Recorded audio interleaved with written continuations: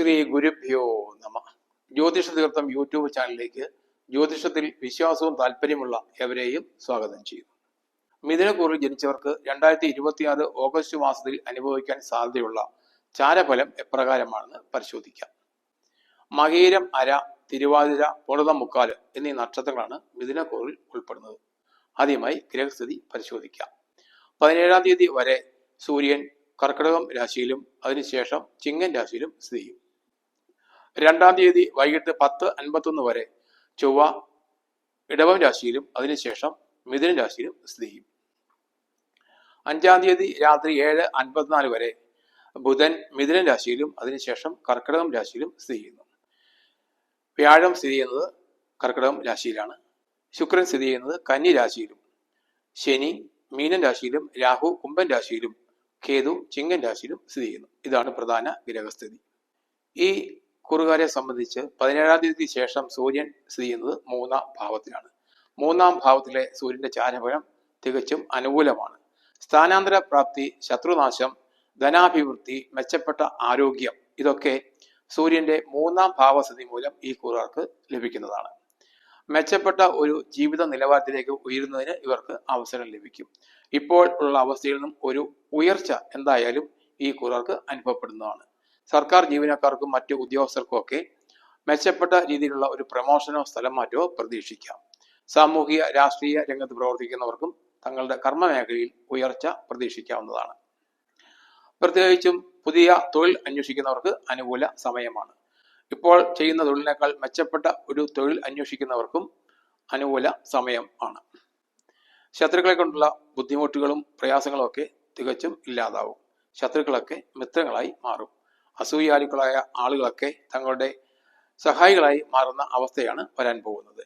സാമ്പത്തികമായ വലിയ അഭിവൃദ്ധിയും ഇവർക്ക് വന്നു ചേരും. സാമ്പത്തിക ബുദ്ധിമുട്ട് അനുഭവിച്ചവർക്കൊക്കെ അതിൽ നിന്ന് ഒരു മോചനം പ്രതീക്ഷിക്കാം. രോഗദുരിതങ്ങൾ വന്ന് ബുദ്ധിമുട്ടുന്നവർക്ക് അതെല്ലാം വിട്ടുമാറുകയും മെച്ചപ്പെട്ട ആരോഗ്യസ്ഥിതി കൈവരികയും ചെയ്യും. ചികിത്സ നടത്തി വന്നിരുന്നവർക്ക് അതൊക്കെ അവസാനിപ്പിക്കുവാൻ കഴിയുന്നതാണ്. ബുധൻ ഇവർക്ക് 5-ാം തീയതിക്ക് ശേഷം 2-ാം ഭാവത്തിലാണ് സ്ഥിതി ചെയ്യുന്നത്. 2-ാം ഭാവത്തിലെ ബുധൻ ഇവർക്ക് ധനപരമായ വലിയ സമൃദ്ധി നൽകുന്നതാണ്. എല്ലാ രംഗത്തു നിന്നും സാമ്പത്തികമായ നേട്ടം കൈവരും. സാമ്പത്തിക ബാധ്യതകളുള്ളവർക്ക് അതെല്ലാം തീർത്ത് മെച്ചപ്പെട്ട ഒരു ധനസ്ഥിതി കൈവരുന്നതാണ്. സംസാരം മൂലം മറ്റുള്ളവരെ ആകർഷിക്കുവാനും അവരിൽ നിന്നും കൂടുതൽ നേട്ടങ്ങൾ കൊയ്യുവാനും ഇവരെ കൊണ്ട് സാധിക്കും. സഹപ്രവർത്തകരെയും മേലധികാരികളെയും ഒക്കെ തങ്ങളുടെ വാക് സാമർഥ്യം കൊണ്ട് പ്രീതിപ്പെടുത്തുവാനും കർമ്മ മേഖലയിൽ കൂടുതൽ വിജയങ്ങൾ ഉണ്ടാക്കുവാനും ഇവർക്ക് കഴിയുന്നതാണ്. ഇത് വലിയ സാമ്പത്തിക ഉയർച്ചയ്ക്കും വഴിതെളിക്കും. വ്യാഴം സ്ഥിതി ചെയ്യുന്നത് 2-ാം ഭാവത്തിലാണ്.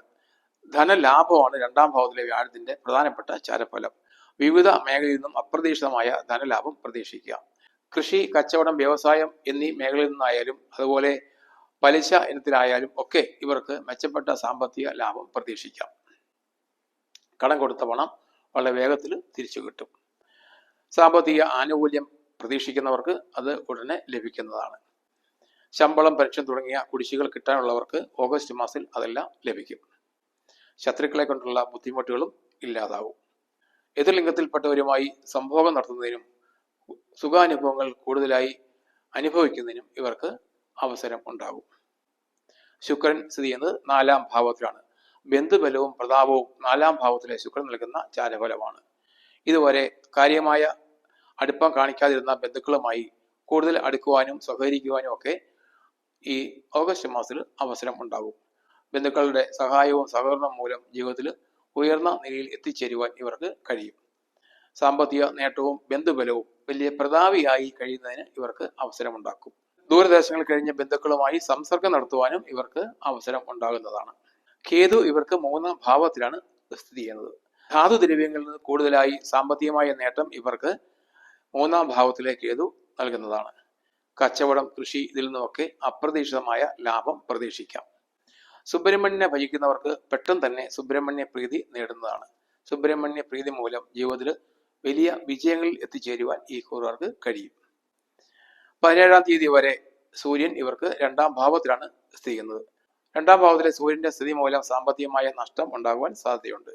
അതുപോലെ അന്യന്മാരെ വഞ്ചിക്കുവാനും സാധ്യതയുള്ളതിനാൽ മറ്റുള്ളവരുമായി ഇടപഴകുമ്പോൾ, പ്രത്യേകിച്ച് കരാറുകളൊക്കെ ഉണ്ടാക്കുമ്പോൾ പ്രത്യേകം ശ്രദ്ധിക്കണം. 2-ാം ഭാവത്തിലെ സൂര്യന്റെ സ്ഥിതി മൂലം സാമ്പത്തികമായ നഷ്ടം ഉണ്ടാകുവാൻ സാധ്യതയുണ്ട്. അതുപോലെ അന്യന്മാരെ വഞ്ചിക്കുവാനും സാധ്യതയുള്ളതിനാൽ മറ്റുള്ളവരുമായി ഇടപഴകുമ്പോൾ, പ്രത്യേകിച്ച് കരാറുകളൊക്കെ ഉണ്ടാക്കുമ്പോൾ പ്രത്യേകം ശ്രദ്ധിക്കണം. നേത്രരോഗം വരുവാൻ സാധ്യതയുള്ളതിനാൽ രോഗലക്ഷണങ്ങൾ കണ്ടാൽ പെട്ടെന്ന് തന്നെ വൈദ്യ സഹായം തേടേണ്ടതാണ്. ചൊവ്വ ഇവർക്ക് ലഗ്നഭാവത്തിലും 12-ാം ഭാവത്തിലുമാണ് സ്ഥിതി ചെയ്യുന്നത്. 2-ാം തീയതി വരെ ആണ് ലഗ്നഭാവത്തിൽ സ്ഥിതി ചെയ്യുക. ഈ 2 ദിവസം ലഗ്നഭാവത്തിൽ ചൊവ്വ സ്ഥിതി ചെയ്യുന്നത് മൂലം ദേഹത്തിനും അതുപോലെ തങ്ങളുടെ കാര്യങ്ങൾക്കും ഭംഗം ഉണ്ടാകാൻ സാധ്യതയുണ്ട്. മുറിവ്, ചതവ് ഒക്കെ ഉണ്ടാകാതെ പ്രത്യേകം ശ്രദ്ധിക്കണം. 2-ാം തീയതിക്ക് ശേഷം 12-ാം ഭാവത്തിലാണ് ചൊവ്വ സ്ഥിതി ചെയ്യുന്നത്. 12-ാം ഭാവത്തിലെ ചൊവ്വ അനാവശ്യ ചെലവുകൾക്ക് കാരണമായേക്കാം. വാതം, പിത്തം ഇവയുടെ കോപം മൂലം രോഗലക്ഷണങ്ങൾ കാണുവാൻ സാധ്യത ഉണ്ട്. ബുധൻ 5-ാം തീയതി വരെ ഇവർക്ക് ലഗ്നഭാവത്തിലാണ്. ബന്ധുക്കളുമായി കലഹം ഉണ്ടാകുവാൻ സാധ്യതയുണ്ട്. ദുർവാക്കുകൾ നിമിത്തം തങ്ങളുടെ ധനം അന്യന്മാർ അപഹരിക്കുവാൻ സാധ്യതയുണ്ട്. പണമിടപാട് നടത്തുന്നവരുമായിട്ട് വാക്ക് തർക്കങ്ങൾ ഉണ്ടാകാതെ പ്രത്യേകം ശ്രദ്ധിക്കണം. അനുനയ രൂപത്തിൽ അവരുമായി സംസാരിച്ച് പണം കൈക്കാലാക്കുവാൻ പ്രത്യേകം കൗശലം കാണിക്കേണ്ടതാണ്.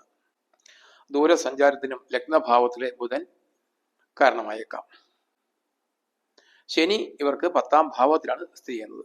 ശനി വക്രഗതിയിലായതുകൊണ്ട് കാര്യമായ ദോഷഫലങ്ങൾ ചെയ്യുകയില്ല. എങ്കിലും ധനം, കീർത്തി, വിദ്യ ഇതിലൊക്കെ ഒരു ഇടിവ് സംഭവിക്കുവാൻ സാധ്യതയുണ്ട്. രാഹു 9-ാം ഭാവത്തിലാണ് സ്ഥിതി ചെയ്യുന്നത്. ശത്രുവർദ്ധനയും സ്വകർമ്മങ്ങൾക്ക് നാശവും 9-ാം ഭാവത്തിലെ രാഹുവിന്റെ സ്ഥിതി മൂലം വന്നുപെട്ടേക്കാം. കേസ് വഴക്കുകളിൽ ഉൾപ്പെടാതെ പ്രത്യേകം ശ്രദ്ധിക്കണം.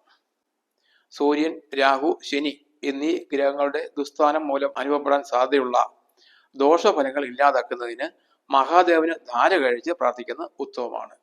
അതുപോലെ ഓം നമഃശിവായ മന്ത്രം ജപിച്ച് മഹാദേവനെ പ്രാർത്ഥിക്കുന്നതും ദോഷ ദുരിതങ്ങൾ ഇല്ലാതാക്കുവാൻ സഹായിക്കും. ചൊവ്വ മൂലമുള്ള ദോഷ ദുരിതങ്ങൾ ഇല്ലാതാക്കുന്നതിന് സുബ്രഹ്മണ്യ സ്വാമിക്ക് പാലഭിഷേകം കഴിച്ച് പ്രാർത്ഥിക്കുന്നത് ഉത്തമമാണ്. ബുധനെ കൊണ്ടുള്ള ദോഷം ഇല്ലാതാകുന്നതിന് അവതാര വിഷ്ണുവിന് ഭാഗ്യസൂക്തം പുഷ്പാഞ്ജലി കഴിക്കുന്നത് നല്ലതാണ്. വഴിപാടുകളും പ്രാർത്ഥനയും ചെയ്ത് ദോഷഫലങ്ങൾ ഇല്ലാതാക്കിയാൽ ഓഗസ്റ്റ് മാസത്തിൽ ധാരാളം ഗുണഫലങ്ങൾ ഈ കൂറുകാർക്ക് അനുഭവത്തിൽ വരും. എല്ലാവിധ സൗഭാഗ്യങ്ങളും ഓഗസ്റ്റ് മാസത്തിൽ മിഥുനക്കൂറുകാർക്ക് അനുഭവിക്കാൻ ഇടയാകട്ടെ എന്ന് മഹാദേവനോട് പ്രാർത്ഥിക്കുന്നു. ശംഭോ മഹാദേവ. ഈ ചാനൽ സബ്സ്ക്രൈബ് ചെയ്യാത്തവർ സബ്സ്ക്രൈബ് ചെയ്യുക, ബെൽ ബട്ടൺ അമർത്തുക. ഈ വീഡിയോ ഉപകാരപ്രദമായെങ്കിൽ ഷെയർ ചെയ്യുക, ലൈക്ക് ചെയ്യുക.